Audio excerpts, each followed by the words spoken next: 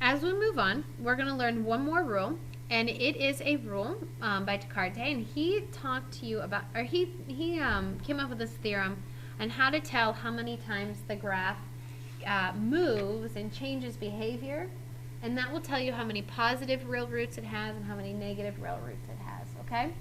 Now, what does all of this mean to you? Well, let's do a problem and see how it comes to you.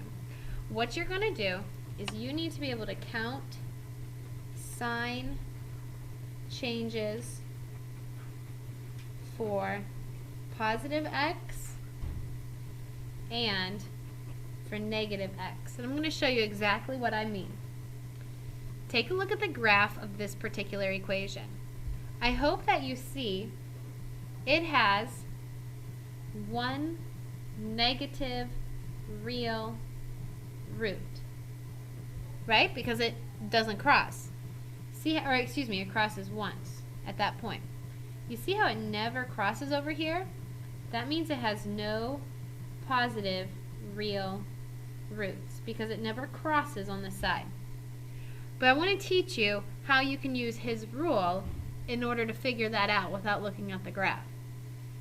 Alright, to get the positive real roots,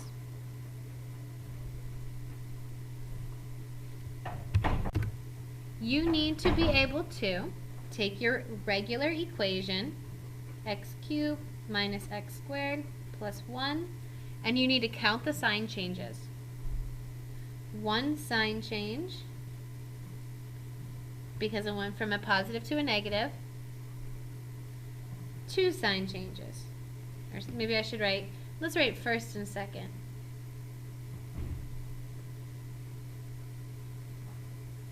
Alright, so what I'm going to write over here is I'm going to say that the sign changes 2 times. So here's Descartes' rule. If the sign changes 2 times, that means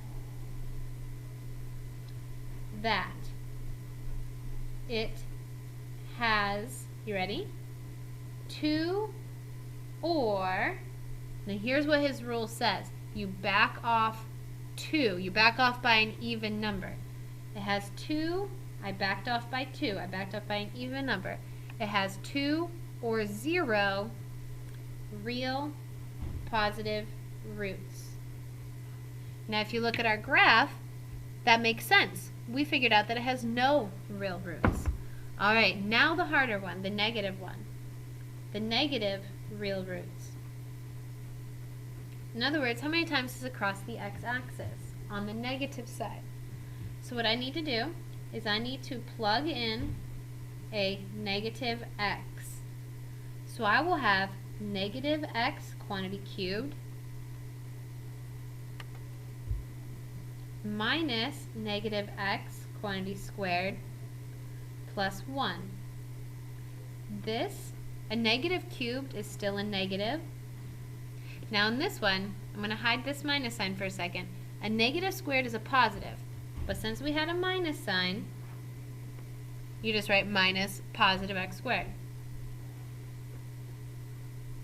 Okay? So the minus sign just comes down. So let's count our sign changes. No sign changes there. Here's one sign change. So I'm going to write that the sign changes 1 time. That means that it crosses, that it has 1 negative real root. Now, if I were to back off 2, I'm going to write that on there. Can't minus 2. You can't minus 2 because it would be negative. So that means it absolutely has to have 1 negative real root. Now, if you look here, that did happen, didn't it? We had 1 negative real root that went through our x-axis. We'll do the got it together in class. If you want to give it a good start to try to count them up, go ahead and do so.